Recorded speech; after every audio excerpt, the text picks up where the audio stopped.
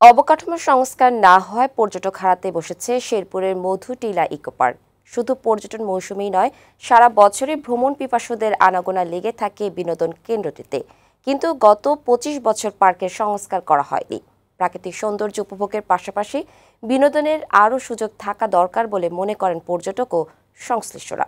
তবে বন বিভাগ বলছে, পর্যটকদের কাছে আকর্ষণীয় করতে ইকো পার্কটি দ্রুত সংস্কার করা হবে।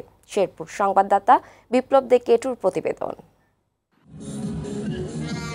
১৯৯৯ সালে ময়মনসিংহ বন বিভাগের তত্ত্বাবধানে শেরপুর জেলার নালিতাবাড়ির পোড়াগাঁও ইউনিয়নের মধুটিলায় ৩৮০ একর জমি নিয়ে তৈরি করা হয় ইকো পার্ক। তবে পার্কটির সব অবকাঠামো এখন অকেজো প্রায়।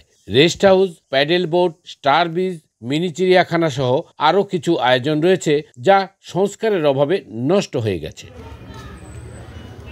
পার্কটির প্রবেশ মুখে বিভিন্ন প্রাণীর ভাস্কর্য অযত্নে অবহেলায় নষ্ট হওয়ার পথে। অবকাঠামোগত উন্নয়ন না হওয়ায় হতাশ ইকো পার্ক ঘুরতে আসা পর্যটকরা। প্রাকৃতিকভাবে যে সৌন্দর্যটা ছিল এটা আর নষ্ট হয়ে গেছে মনে হচ্ছে। রাস্তাঘাটগুলি আছে মোটামুটি, তারপরে অপরিষ্কার। পার্কটির ইজারাদার ও সংশ্লিষ্টদের অভিযোগ, ২৫ বছরে বন বিভাগ ইকো পার্ক থেকে কোটি কোটি টাকার রাজস্ব পেলেও কোনো সংস্কার কাজ করেনি। বন বিভাগের কোনো কাজ করার সিদ্ধান্ত নিত, এতে আমাদের মনে হয় যে কাজ একটা নতুন কিছু হলে আমাদের এখানে লোকজন আসতো। তবে বন বিভাগের এই কর্মকর্তা জানালেন, ইকো পার্কটি শিগগিরই সংস্কার সহ পর্যটকদের কাছে আকর্ষণীয় করা হবে। সরেজমিনে